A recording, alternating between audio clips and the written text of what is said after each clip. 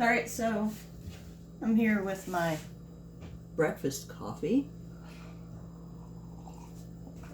And I made something last night because I was feeling lazy and I thought it would work, and it works so good. I'm going to show you how to make it. It's not a breakfast food unless you really like it like I do, and then it is. So I've got a saucepan, skillet, really anything works so long as it will hold about a cup or two of liquid. I'm going to put my heat on medium-high, and I'm going to add some olive oil. Now, I don't measure things, but I'm going to let you see what it looks like as I pour it in. So it's probably a couple of tablespoons. Alright, so it's just enough to coat the bottom of the pan. Now, if I were doing this the correct way, I would let my pan get hot first, but the point of this recipe is to do things easy. So, easy it is. So, we're making not really chicken piccata for breakfast. And it's going to be delicious, and you will probably not make it this way if you're making it for guests, but you'll probably start making this way if you're making it just for yourself, because it's so much easier. So, the trick to making things easy in the kitchen is shortcuts, and my shortcut is scissors. So what I'm going to do after this oil heats up a bit is I've got some chicken that I've partially defrosted, and because I'm making this for breakfast, I'm not going to use a lot of chicken. So what I do is I just cut my chicken into bite-sized bits with scissors directly into the olive oil. Now, traditional chicken piccata has a light breading on it, but I have discovered that not having the breading doesn't affect the taste in any way significant. So, as you can see, I'm cutting about half of a boneless, skinless chicken thigh into this. And you can hear it sizzling a little bit in there. So put the rest of my chicken thigh in here for dinner tonight.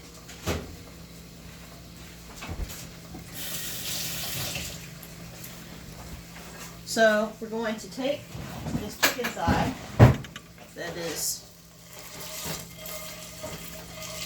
sauteing, pan frying, I don't know, I'm not a chef. It's cooking in some oil. That's what matters. And we're just going to let it do that for just a couple minutes. Now, normally you would brown your chicken. It would be a big piece. You would brown it until it was almost done, and then you'd set it aside, and then you'd do everything else, which would be making your pasta in a pot of boiling water, and then working on your sauce in a saucepan that you had fried your chicken in. And it's a lot of steps, a lot of what I feel are unnecessary, overcomplicated steps for this dish. So easy is the key. So this chicken, you could brown it and it would be better. I'll admit it, it would be better browned. But for this recipe, don't. Just lightly cook it, and then what you're going to do is get some chicken bone broth. Doesn't matter the brand. You could probably use any chicken stock or regular chicken broth. And then you want some pasta. Now, I really like these things. I can't pronounce it. I'm not Italian. They look like, these look like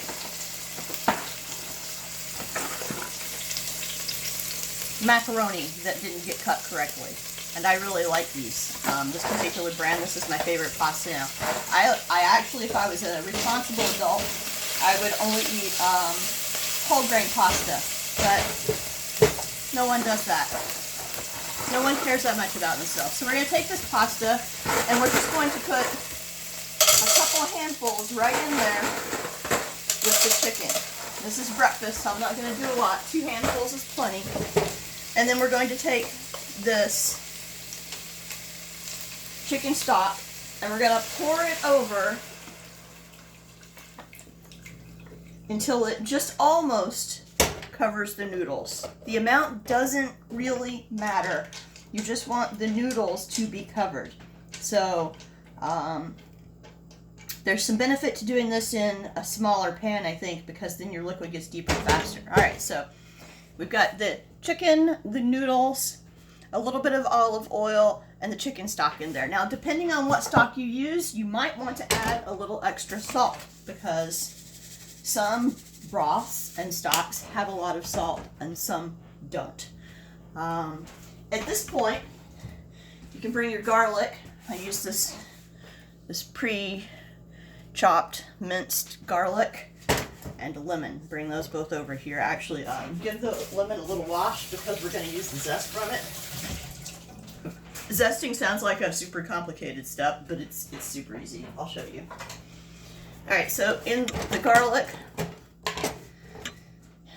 can go in anytime. I'm putting it in now because it doesn't matter. All right, so you just do this to taste. That's about a teaspoon of garlic, and that's about how much I prefer in it. You can put however much you like. If you like a lot of garlic, put a lot of garlic. Now, lemon zest. Lemon zest, you can do it with a grater, a traditional grater.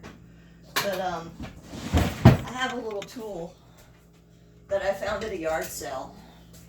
All right, so I have this tool. I don't know what it's supposed to be used for.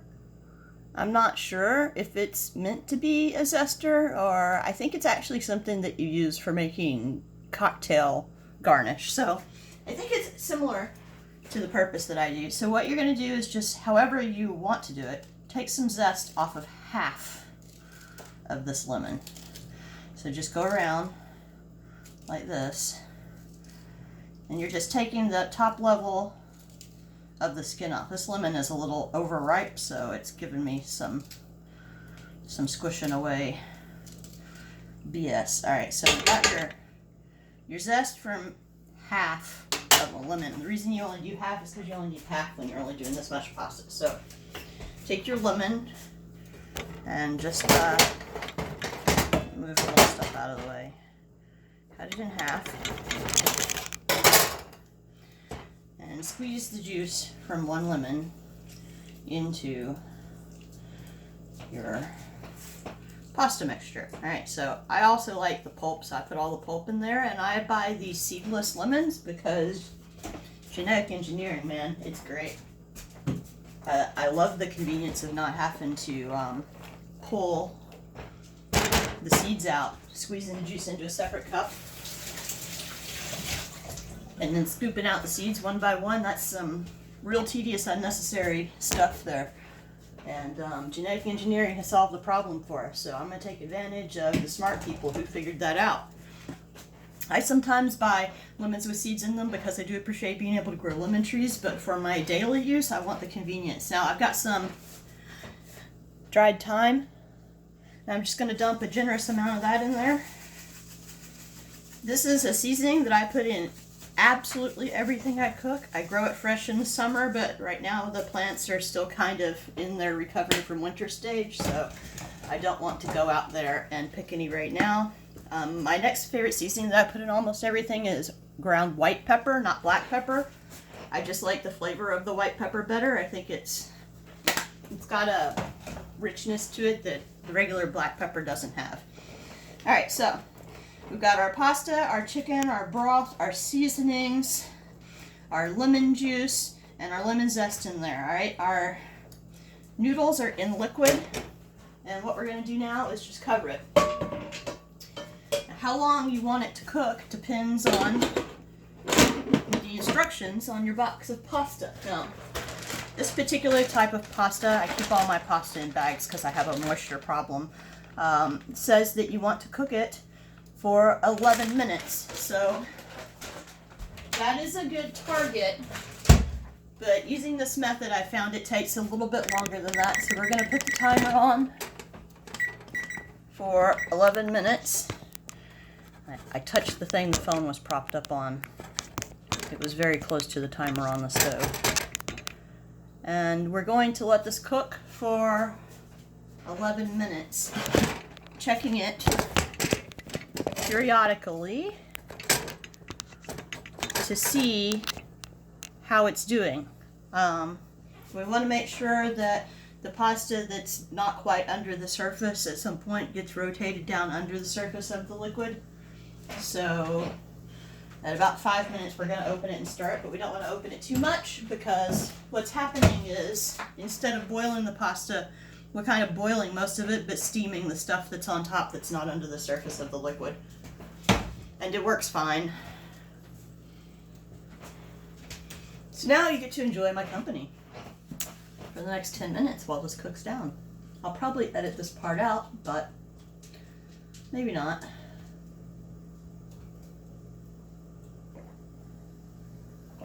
The thing about doing it this way is cutting the chicken into small pieces like that. It is a bit overcooked after the 12 minutes, but the benefit gained from being able to just do it all in one pot and not have to take anything in and out of the pot, I think is worth the chicken being a little bit more stewed, which is what is happening to the chicken right now. It's getting stewed.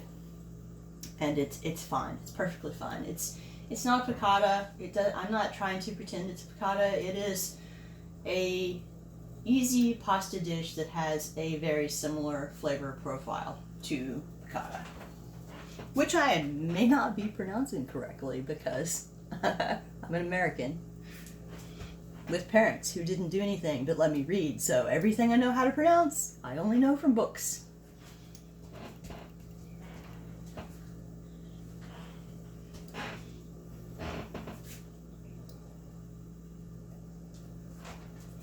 Now, as you can see, I'm sitting here leaning and chit-chatting because this recipe involves almost no work. And that's what's great about it. Almost no work.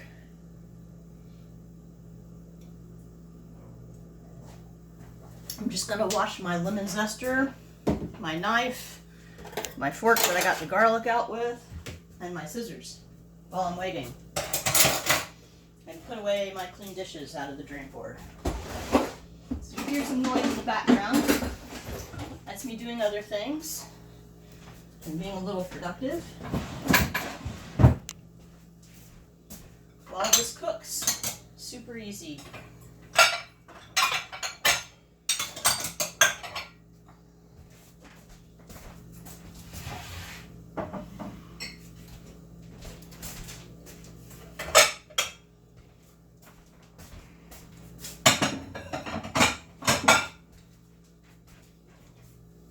And I'll just leave one of these plates out so that I'll have something to eat on.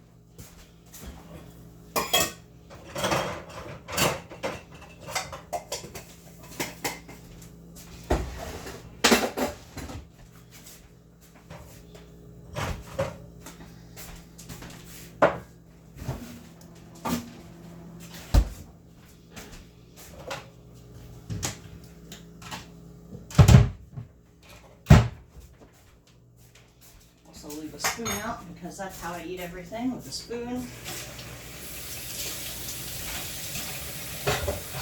If it can't be eaten with a spoon, it's probably too much work.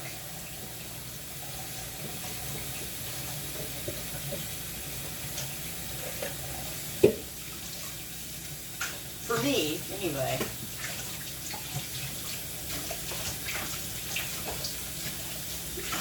If it involves a fork and knife, it's probably something I'd rather get out of the restaurant by a real chef, you know. And if it's something I can make at home, then there's always a variation of it that can be made that can be eaten with a spoon and not require a fork and knife.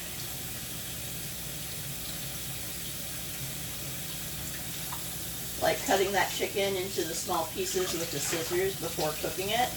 That's how I do almost everything. It's all bite-sized and ready to eat as soon as it's done. No extra work. No point in having extra work. Especially when you're doing something you enjoy, like eating. think some of the worst things that you can cook are things that you gotta sit there sawing on in order to eat it. Every bite, manual labor. It's pointless. Make it easier.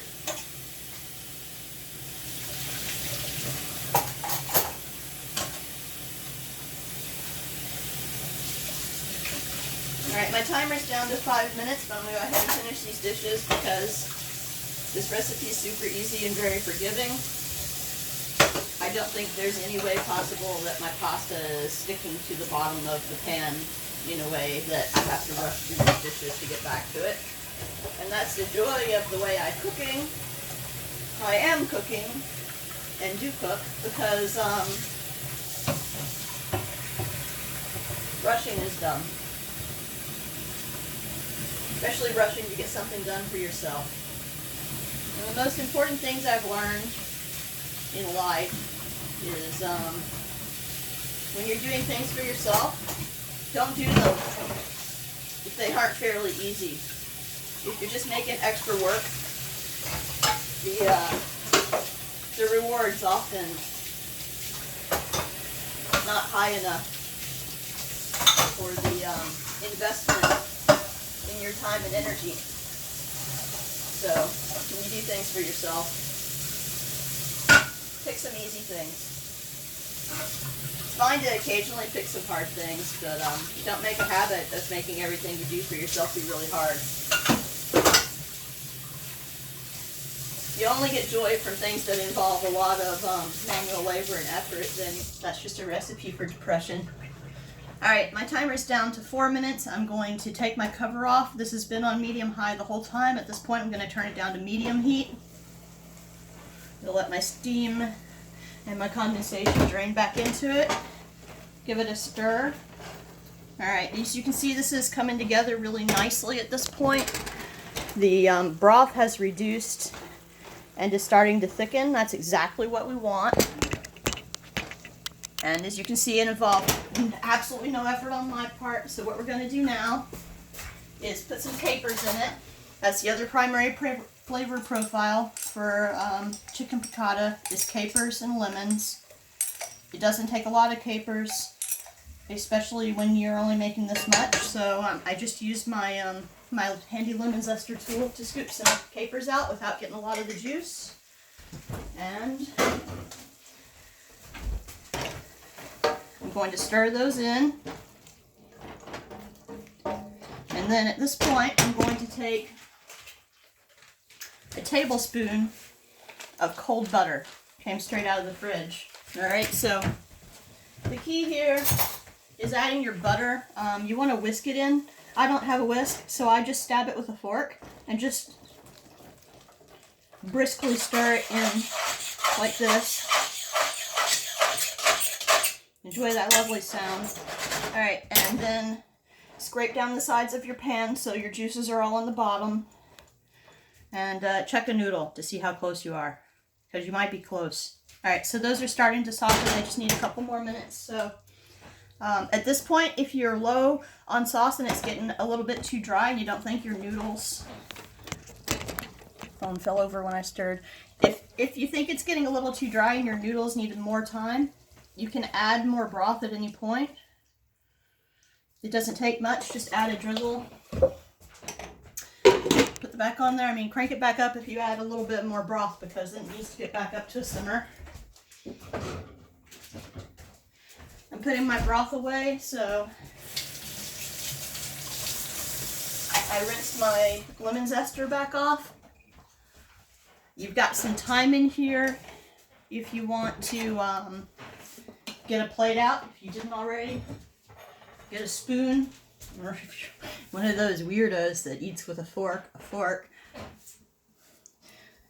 And there's even enough time I can clean up some of the splashes on the top of the stove. So.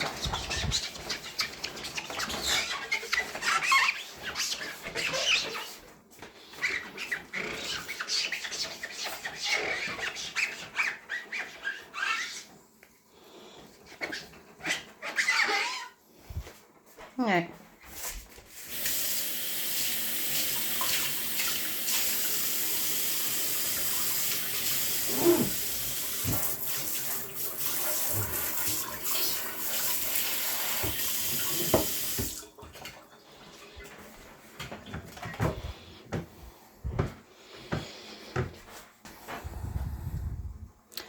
Timer's got about 30 seconds left, and that would be the amount of time that the box of pasta recommended cooking it to get it to al dente texture.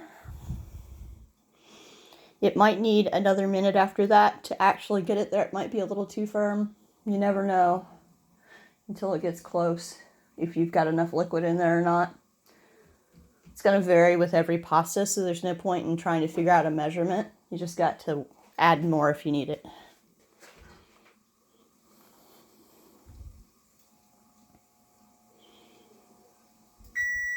All right, our timer's gone off, so I'm going to turn this down. Done with that fork. Take the cover off, let the liquid go back in, give it a stir.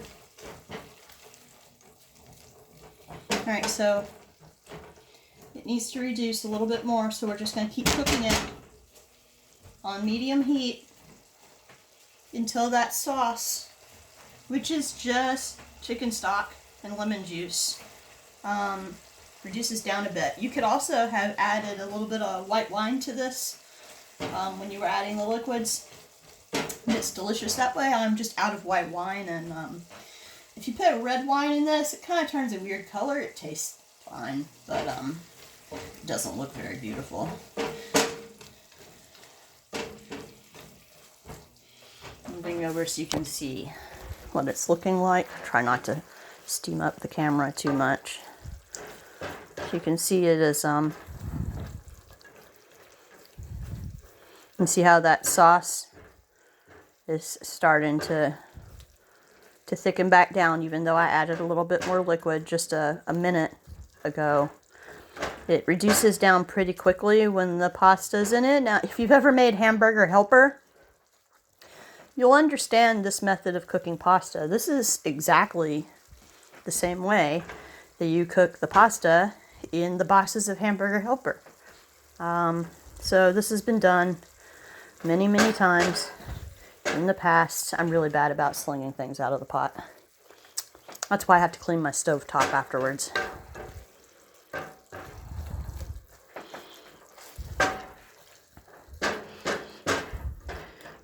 We're almost there. It's real close. So the sauce is starting to really just stick with the pasta when I move the pasta. I'm not actually scraping the bottom of the pan. That's just the pasta moving the sauce. So it's done. That's where you want it. All right, I'm going to plate this and then I'll show you how it looks.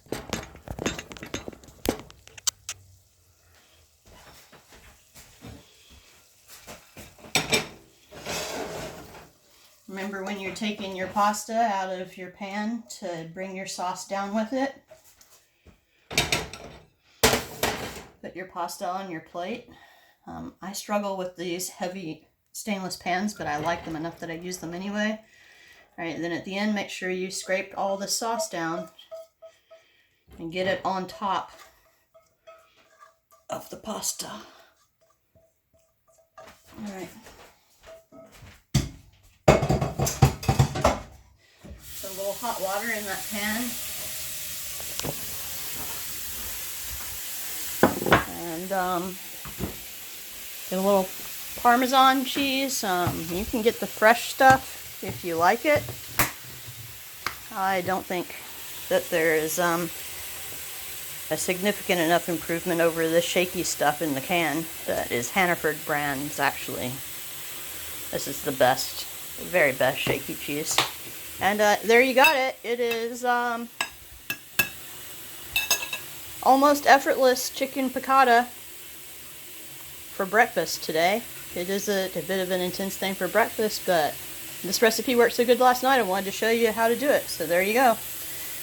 We've got a video of 25 minutes, 10 of which is sitting around doing nothing. So it's about a 15-minute recipe.